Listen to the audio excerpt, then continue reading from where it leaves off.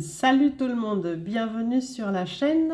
Euh, j'ai déjà oublié le nom de ma chaîne.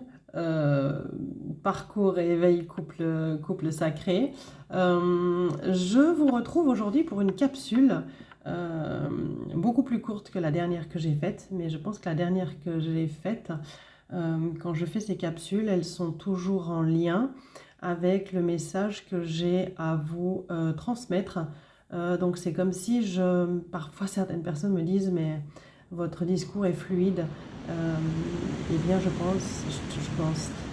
je suis sûre maintenant que c'est la source qui se sert de mon canal pour pouvoir mettre des compréhensions, en fin de compte comme moi j'ai envie de les avoir, simples et efficaces, où on ne va pas par quatre chemins et on simplifie par les mots parce que quand on commence à prendre des mots, je trouve un petit peu trop soutenus, qu'il faut commencer à les chercher dans le dictionnaire pour aller comprendre ce que nous dit l'autre sur une vidéo, eh bien, en tout cas pour moi, c'est compliqué et j'ai pas envie d'aller réfléchir ou d'aller faire des recherches sur des mots une quelconque. C'est déjà compliqué de comprendre tout ça, donc si en plus on prend des mots compliqués, eh bien, pas simple de se prendre la tête et le chou avec ça.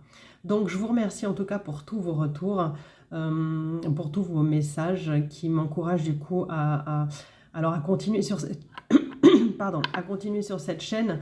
J'allais de toute façon continuer avec ou sans vos messages parce que c'est vraiment un appel du cœur et je suis contente que quelque part moi aussi d'avoir trouvé ma juste place parce que j'ai longtemps aidé les autres et qu'aujourd'hui je me réalise vraiment dans ce que je fais depuis quelques années, mais encore plus depuis maintenant, et je le redis encore et encore, je dis merci à ce parcours et je dis merci à mon autre que j'aime fort et qui travaille dur sur lui, et que sans lui, je ne serais pas là où je suis maintenant, même si parfois, eh bien, on a dû se confronter l'un et l'autre face à nos blessures et que des choses sont remontées alors que voilà, c'était pas en tout cas prévu au programme. Je n'avais pas du tout pensé à ça, comme personne ne pense à seulement vivre d'amour et d'eau fraîche et que tout va bien parce que j'étais avec ma moitié. Eh bien, c'était pas ça.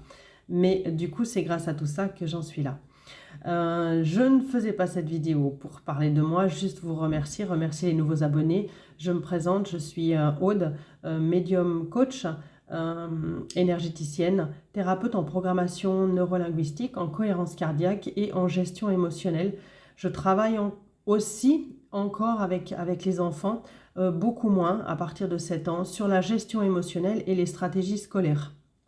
Je suis aussi, du coup, ma posture de coach, je suis coach de vie, où j'accompagne depuis bientôt 5 ans.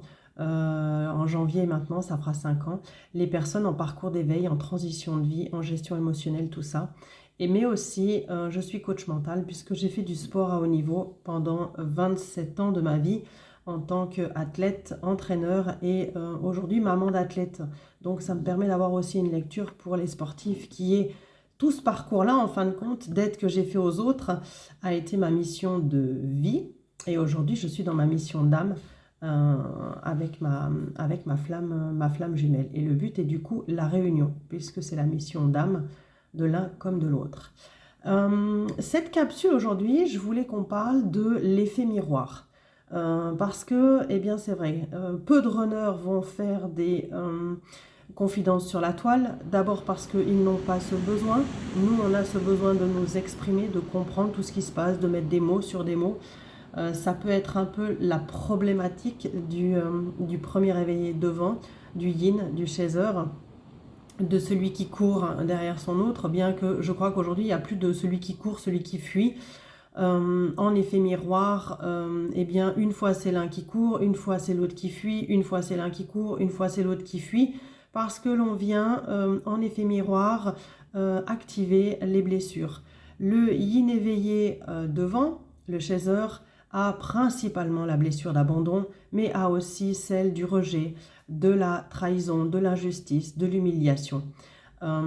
L'autre derrière, le deuxième éveillé au lien, eh bien lui a cette blessure principale de rejet par rapport à ce qu'il a vécu lui aussi dans l'enfance, mais il y a aussi du coup les 4 autres blessures. Mais la plus grande blessure pour l'un et l'autre dans ce parcours, et parcours flamme jumelle ou pas, c'est le désamour de soi. L'être humain a besoin d'apprendre à se réaimer. Je crois, en fin de compte, après avoir fait mes petites études à moi, où en tant que chaser yin, eh bien, j'avais besoin de comprendre beaucoup de choses, je me suis rendu compte que notre génération, elle est intermédiaire. Elle a été construite sur un système de conditionnement, parce qu'un conditionnement dû à nos parents, à ce que nos parents ont été élevés, eux ont expérimenté ce conditionnement, et la jeunesse aujourd'hui qui expérimente cette liberté, la liberté d'être qui je suis, et l'un comme l'autre, eh bien ce n'est pas facile, et nous on se retrouve entre deux eaux, où nos enfants sont nos premiers thérapeutes. C'est eux qui ouvrent la voie, qui parfois nous mettent au pied du mur et qui nous font aussi avancer sur notre parcours d'éveil. Et eh bien, ces casseroles qu'on trimballe de nos parents, du transgénérationnel, où à un moment donné, dans la lignée de la famille, eh bien, il y a un style de mouton noir, un genre de mouton noir. En tout cas, c'est un peu cette idée qu'on peut se faire de l'extérieur, mais pas. Il y a une personne qui va casser les codes de ce que l'on transmet de toxique pour revenir à soi et rester dans cet amour de soi. Et du coup, que ce soit chaser, runner, premier éveillé, deuxième éveillé, eh bien en effet miroir, on vient travailler ça. Donc au début, quand en séparation, quand le deuxième éveillé part, ok, parce que pour lui, il rejette cet amour, eh bien l'autre se sent abandonné. Par contre, quand le premier éveillé envoie un message et que son hôte ne répond pas, eh bien, oui, il y a de l'abandon, mais il y a du rejet aussi. C'est pour ça qu'on a plusieurs blessures. Et quand notre hôte envoie un message et qu'on ne répond pas, eh bien, lui, à ce moment-là, il a ce sentiment d'abandon et de rejet. C'est là où je dis, on a vraiment toutes les blessures, c'est qu'on apprend à travailler ensemble. L'effet miroir, il est dans tout. Le premier éveillé, il est la lumière. Le yin éveillé, il est la lumière. Le deuxième, non éveillé au lien, en tout cas au début, eh bien, c'est l'ombre. Et c'est la même chose quand on se rencontre. Et du coup, c'est ce qui fait la polarité à l'intérieur de chacun. On a chacun une partie lumière, une partie ombre. C'est pour ça que nous sommes dans notre unité, que l'autre est dans son unité, mais en fait, on rejoint dans l'œuf cosmique quand on se réunit et que chacun va retrouver sa polarité dominante, dont la féminine, la première éveillée, eh bien, cette énergie yin de lumière, et l'autre, cette énergie plus sombre qui est de matière. Mais tout dans l'équilibre. Ensuite, ce qui est intéressant dans l'effet miroir, le premier éveillé devant va plonger dans son yin profond pour revenir à ce qu'il est en dominance de lui-même.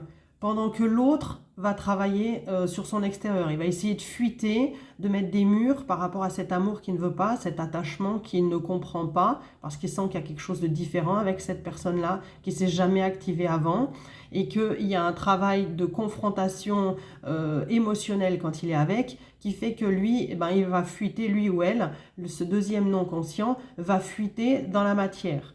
Et à un moment donné, ça fait comme ça, hein, à un moment donné, quand l'autre eh bien, commence à s'équilibrer, à guérir, à se positionner et à aller vers son extérieur, vers l'extérieur, à trouver sa place dans la matière, dans son relationnel, créer un relationnel, ne pas rester dans sa grotte, donc ça c'est pour le premier éveillé devant, eh bien qu'est-ce qui va se passer en vase communicant? Le deuxième, eh bien, il va arrêter de fuir et comme son autre va être équilibré et plus ou moins guéri, eh bien lui, il va retourner retourner dans sa grotte parce qu'au départ, il était dans sa grotte plus jeune. Hein.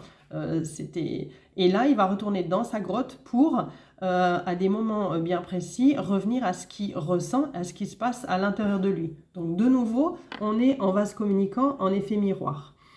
Sur ce parcours, il y en a un qui travaille et l'autre qui récupère. Un qui récupère, l'autre qui travaille. Et ça, on le sent aussi dans l'énergétique. Parfois, on peut avoir des périodes où on est fatigué.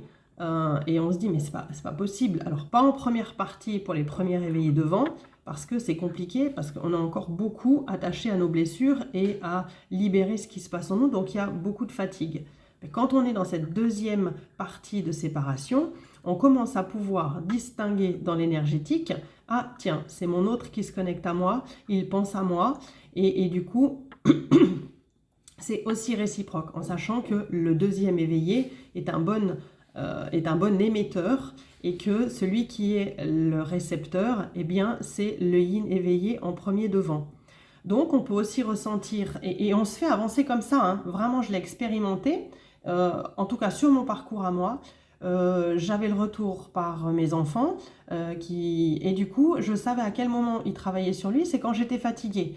Quand il débloquait, je rotais, je vomissais comme quand j'étais en soins énergétiques. Quand je dis vomissais, je ne vomissais pas, mais j'avais comme cette envie de vomir pour dégager quelque chose de toxique dans l'énergie qui ne m'appartenait pas. Et à la fois, le deuxième éveillé est porteur de trauma, le premier est libérateur de trauma. Donc c'est normal que jusqu'à cette ouverture, eh bien, tout passe par le premier éveillé, jusqu'au réveil du runner, où au moment où il prend ce réveil et cette responsabilité, son chakra coronal s'ouvre et il a la responsabilité de sa guérison. Et c'est comme ça qu'on se détache et que du coup, eh bien, le deuxième non éveillé qui s'éveille travaille sur ses blessures. Pareil au niveau de l'ego. Au départ, le runner, donc le deuxième éveillé, le deuxième non éveillé, est dans son plein ego. A qu'une envie, c'est de nous effacer de sa vie, d'effacer ce lien trop fort qu'il n'arrive pas à gérer, alors que nous sommes dans notre simple humilité, dans cette nuit noire de l'âme, à essayer de remonter tant bien que mal la pente et à comprendre ce qui se passe. Et à un moment donné, qu'est-ce qui se passe ? C'est la problématique que peut trouver certaines personnes en fin de parcours sur les premiers réveillés, c'est que le premier réveillé peut revenir dans son ego. Et du coup, ça peut faire yo-yo à chaque fois. Si le premier réveillé ne pardonne pas, n'accepte pas, eh bien, qu'est-ce qu'il va renvoyer à son autre ? Une énergie encore d'attente et de non-pardon, parce que quelque part, la personne d'un côté comme de l'autre, c'est pas l'autre qui nous a abandonnés, trahis, rejetés. C'est nous-mêmes. On s'est soi-même abandonné, on s'est soi-même trahi, on s'est soi-même humilié. L'autre n'est qu'un effet miroir de ce qui vient réveiller en nous. Et c'est réciproque chez l'autre. Donc, le runner, quand le premier réveillé devant a travaillé sur lui, et est en complétude, entre guillemets, eh bien, bat les masques. Gentiment, le runner enlève son ego. Et le runner, le deuxième éveillé qui vient de s'éveiller, enlève ses masques quand le premier enlève son masque. Si l'autre met le masque, eh bien, il a juste, l'autre va remettre le masque. C'est pour ça qu'on ne rentre pas dans l'ego de son runner, dans son éveil, avant qu'il se réveille, parce que ça confronte l'autre à se dire « Ok, c'est vraiment pas la personne pour moi, on n'arrive pas à se comprendre, j'en suis convaincu. » Alors que si on laisse discuter le deuxième non éveillé et qu'on ne rentre pas dans son ego, eh bien gentiment, son ego part. Et du coup, en effet inverse, en effet vase communicant, en effet miroir, quand le premier éveillé, eh bien en fin de parcours, on a ras-le-bol, eh bien lui ou elle peut revenir dans son ego, alors que le runner, eh bien c'est compliqué pour lui de revenir dans son ego parce qu'il comprend le mal qu'il a fait à l'autre et que du coup, pour lui, c'est impossible de revenir dans son ego. Mais quand vient même, eh bien, vase communicant. Si l'autre revient dans l'ego, eh bien, voilà, ça part comme ça tout le long de la séparation. Mais en fin de parcours, le runner ne revient pas dans son ego. Alors que le chaser peut revenir dans son ego et bloquer, du coup, eh bien, cette réunion. Qu'est-ce qu'il y a d'autre encore où on est en vase communicant ? C'était vraiment les deux choses, enfin les choses dont je voulais vous parler parce que c'est ce que j'entends le plus souvent et que c'était important de vraiment comprendre cet effet miroir. L'autre est simplement comme si, c'est une partie de nous, hein, et en effet miroir, du reste, le yin est dans ses émotions, qu'est-ce qu'il a à travailler ? Ce que l'autre est dans son énergie dominante qui est le yang, la matière. Et en effet miroir, le yang dans la matière, qu'est-ce qu'il voit quand il voit son autre ? Eh bien, il voit la partie émotionnelle et la partie sensibilité, la partie amour inconditionnel, puisque le premier éveillé devant, il ne peut pas ne pas aimer. C'est dans son ADN, il est fait pour aimer, même s'il prend des pianos dans la gueule, j'ai envie de dire, comme dit une que j'ai pu écouter une fois sur YouTube. Donc le premier éveillé devant, lui, il ne sait pas faire autrement que d'aimer. Eh bien, il apprend à l'autre à pouvoir s'aimer. Et le deuxième non éveillé qui s'éveille, le runner, eh bien lui, il apprend à l'autre en lui disant: tu peux avoir confiance en toi, tu peux trouver ta place dans la matière. Donc voilà. Peut-être il y aura d'autres choses aussi qui me viendront par rapport à l'effet miroir. Je n'avais pas fait de feuille là-dessus, mais que comme ça, j'espère que ça pourra vous percuter de voir que tout est en effet miroir et que tout est juste sur ce parcours. Je vous souhaite une belle journée et à tout bientôt pour une prochaine capsule.